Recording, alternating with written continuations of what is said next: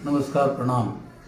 आज आज कांग्रेस और एमएलए सुदर्शन सिंह जी की नगर पालिका को घेरने की जो नौटंकी हुई, उसमें मैं देवगढ़ नगर पालिका अध्यक्ष होने के नाते और मेरी शहर की जिम्मेदारी होने के नाते कहना चाहता हूं कि देवगढ़ नगर में विकास को लेकर मैं प्रारंभ से ही बहुत संवेदनशील रहा हूं और इसके लिए प्रशासन शहरों के संघ पट्टा वितरण कार्यक्रम में मेरे 78 बिंदुओं का एक श्वेत पत्र, जिसमें देवगढ़ नगर के सर्वांगीण विकास की पूरी धारा थी, प्रत्येक वर्ग को समाहित करते हुए बहुत बड़े विस्तृत लेवल पे मैंने सोच रखे माननीय संभागीय आयुक्त उदयलाल आंजना जी, मंत्री जी और विधायक महोदय को ये कहा कि इन बिंदुओं पे देवगढ़ नगर का विकास करना है।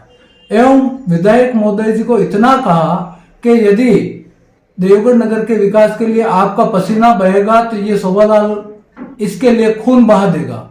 उसके बावजूद भी उनको बिल्कुल प्राथमिकता न देते हुए मेरे प्रत्येक कार्य को नकारा गया और देवगढ़ के विकास को नगरपालिका के अधिकारी द्वारा षड्यंत्र पूर्वक रोकने का जो षड्यंत्र किया है, आने वाले समय में जनता बहुत चतुर है, बुद्धिमान है और समय रहते जवाब देगी। दूसरी बात मैं ये कहना चाहता हूँ, 1 अक्टूबर को जब बोर्ड की बैठक होनी थी, उस बैठक के लिए मुझे निर्वाचित होने के बाद कम से कम 8 महीनों तक लगातार पसीना बहाना पड़ा, सैकड़ों लेटर लिखने पड़े, तब इनके कान पे जू रहेंगी। वो भी इसलिए कि विधायक महोदय ने मुझसे वादा किया था, समितियां आप भी मत बनाओ, मैं भी नहीं बनाऊंगा। और हुआ क्या, इन्होंने मेरे पीठ में खंजर भोंकते हुए एक तरफा 14 समितियों का गठन कर दिया, जिसमें मेरी स्वयं की समिति में भी हम बहुमत में नहीं थे और इन्होंने उनको पास कराने के लिए षड्यंत्र पूर्वक 1 अक्टूबर को बैठक रखी। उसके लिए भी मैंने 16 बिंदुओं का एक एजेंडा जारी किया था, जिसमें गरीबों के लिए भूखंड आवंटन, जो दुकान विहीन लोग हैं उनके लिए दुकानों का निर्माण, स्वच्छता सौंदर्यता का काम, जल संरक्षण, देवगढ़ के पेयजल स्रोतों को विकसित करना, उनको संरक्षित करना, नगरपालिका भूमियों को संरक्षित करना, अनेक पुस्तकालय इत्यादि कई काम थे उसमें। लेकिन इन्होंने उन काम को भी नकार के मात्र 3 बिंदुओं का एजेंडा जारी करके ब्लॉक पूर्वक हमें हठधर्मिता से नगरपालिका के प्रशासन से दूर करने के लिए, विकास से दूर करने के लिए जो समितियों का इन्होंने गठन किया। मैंने हाई कोर्ट उच्च न्यायालय में जाकर उन पे स्टे लाया, क्योंकि मेरी मांग उचित थी। न्यायालय ने तुरंत मुझे स्टे दे दिया और समय समय पर मैं मिलता रहूं। अब ये 10 करोड़ का हिसाब मांग रहे हैं, जबकि जो कामली घाट हाईवे, ये कामली घाट से देवगढ़ मार्ग है, एक टेंडर इन्होंने 2020 में प्रशासक काल में ईओ कृष्ण गोपाल माली ने लगाया था, लेकिन उनका टेंडर जो 37% बिलो था, उसको इन्होंने खुद ने निरस्त करवाकर उनको नोटिस दे देकर इनका वापस टेंडर किशन लाल सालवी को दिया गया, जो कि 6% अबव था और इनकी टेक्निकल मिस्टेक के कारण वो लेट हुआ। जबकि ये मत भी विधायक महोदय या डीएमएफटी फंड से होना चाहिए था, जबकि ये फंड नगर पालिका ने खर्च किया। उसके अलावा आपको तो सिर्फ एक स्टेडियम से लेना देना था और मैंने कभी कोई स्टेडियम का काम नहीं रोका, आधे से ऊपर काम मेरे द्वारा किया गया। लेकिन देवगढ़ की जन भावना थी इस स्टेडियम का नाम श्री करणी माता के नाम से किया जाए।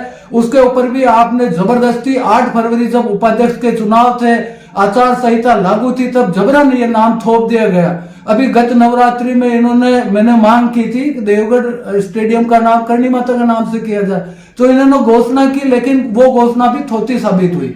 कुल मिला के अपनी दोस्त और तानाशाही और सत्ता मद में चूर और मेरे को निकम्मा कहना ये है।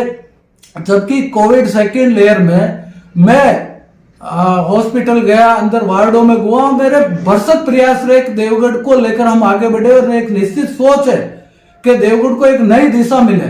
देवगढ़ गौरव केंद्र, महिला समृद्धि केंद्र, देवगढ़ कैरियर मार्गदर्शन केंद्र, खिलाड़ियों के लिए प्रोत्साहन सेंटर, उसके लिए भी अनेक योजनाएं हैं, दुकानों का निर्माण करना 200 बीघा में भव्य एक आवासीय योजना का निर्माण करना, ताकि ये नगर पालिका अपने आप में मजबूत होकर 50-100 सालों तक इनकी आर्थिक समृद्धि से चले। बहुत विस्तृत सोच है, लेकिन इन्होंने मेरे को यहां तक कहा आप पार्टी के काम मत करो, पार्टी के विस्तार के बारे में नहीं सोचूं। क्यों नहीं सोचूं? मेरा संगठन है, जिस संगठन से मुझे इतना मान सम्मान मिला, मैं देवगढ़ के प्रति जिम्मेदार हूं और आने वाले समय में अधिक जिम्मेदार रहकर काम करूंगा। मैंने कोई राजनीतिक पूर्वाग्रह पूर्वक कोई किसी वार्ड में भेदभाव नहीं किया किसी के।